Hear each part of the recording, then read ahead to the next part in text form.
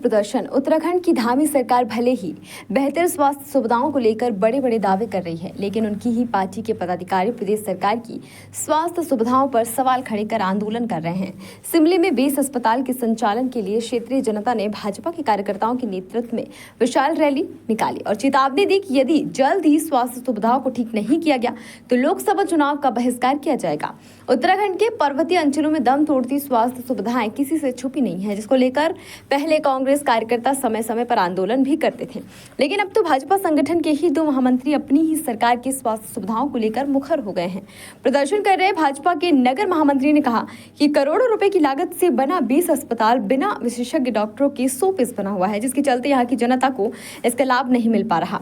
अस्पताल के संचालन की मांग को लेकर सिमली व्यापार संघ ने भी जनता का साथ दिया। व्यापार संघ के अध्यक्ष का कहना है कि सरकार ने करोड़ों रुपए की लागत से अस्पताल का भवन तो बना दिया, लेकिन डॉक्टर नहीं भेजे। जब विशेषज्ञ डॉक्टर ही नहीं भेजने थे तो करोड़ों रुपए के भवन क्यों बनाए गए? उन्होंने चेतावनी दी है कि जल्द अस्पताल का संचालन शुरू नहीं किया गया तो लोकसभा चुनाव का बहिष्कार किया जाएगा। इससे पूर्व कर्णप्रयाग हॉस्पिटल में गांधीनगर की बिटिया प्रीति की मौत हुई, ये डॉक्टरों की लापरवाही के कारण हुई। हमने माननीय स्वास्थ्य मंत्री को उप जिलाधिकारी के माध्यम से ज्ञापन दिया।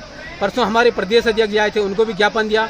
अभी हमारा ये कहना है कि शीघ्र महिला बेस अस्पताल का संचालन शिमली में हो और कर्णप्रयाग में जो लापरवाह डॉक्टर हो हैं, जो एक व्यापारी बने हैं, उनको यहाँ से शीघ्र उनका स्थानांतरण किया जाए। अगर शीघ्र बेस अस्पताल का संचालन होगा तो हमारे समस्त कपीरी पट्टी, नौटी न्याय पंचायत, बगोली न्याय पंचायत, सारी जनता उग्र आंदोलन के लिए बाध्य होगी। महोदय, यहाँ पे स्वास्थ्य की सेवाओं की बड़ी दिक्कतें हैं।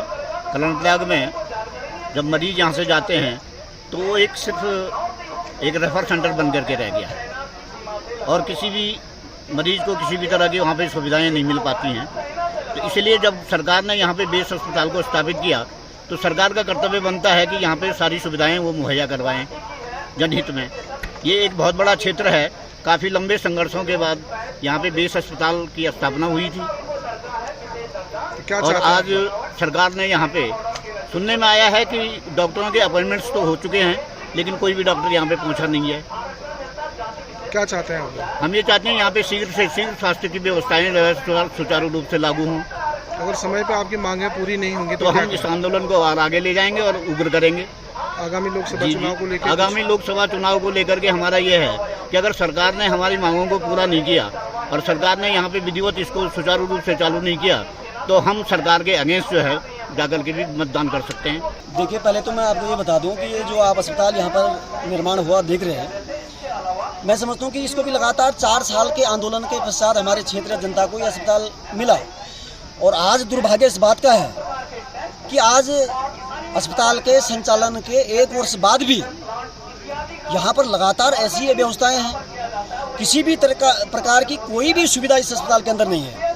और दुर्भाग्य इस बात का है कि जितनी भी हमारे क्षेत्रों से, हमारे जो गाँवों से जो हमारे लोग आते हैं, उनको कर्णप्रयाग अस्पताल से मरते वक्त उनको रेफर किया जाता है चिकित्सा असुविधा के चलते, और कई लोगों ने आधे रास्ते में दम तोड़ दिया है। हमारे कहने का मतलब ये है कि कर्णप्रयाग अस्पताल की भी व्यवस्थाएं दुरुस्त होनी चाहिए और जो वहाँ से रेफर जो केस है वो बड़े अस्पताल महिला बेस में उसको रेफर किया जाना चाहिए ताकि उसकी मेडिकल के दौरान रास्ते में उसकी मृत्यु ना हो।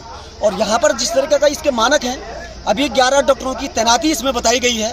आप देखेंगे आज तो रविवार है, 2 से 3 डॉक्टर यहाँ पे मिलेंगे। यहाँ पर मशीनें आ गई हैं लेकिन टेक्नीशियन नहीं है। एक लैब यहाँ पर रखी हुई है, वो लैब आ जाओ तो 3 दिन बाद रिपोर्ट देती है। भाई ऐसे में आदमी क्यों आएगा? इतना बड़ा अस्पताल, लगभग 16 से 18 करोड़ रुपए की निर्मित से ये बिल्डिंग बनी हुई है, लेकिन ये क्या 100 पीस थोड़ी है। भाई जनता को इसका लाभ मिलेगा तब जाकर के तो सरकारी पैसे का सदुपयोग होगा। तो हम ये चाहते हैं कि 1 माह के पश्चात इस अस्पताल का पूर्ण संचालन यदि नहीं होगा तो जिस तरीके से हमारे व्यापार संघ के लोगों ने, जिस तरीके से हमारे क्षेत्रीय जो संगठन जो सहयोग कर रहे हैं, मैं समझता हूँ कि लोकसभा चुनाव का कम से कम कर्णप्रयाग विधानसभा में तो पूर्ण बहिष्कार किया जाएगा। खबर भारतवर्ष के लिए चमोली उत्तराखंड से सुरेंद्र धनेत्रा की रिपोर्ट।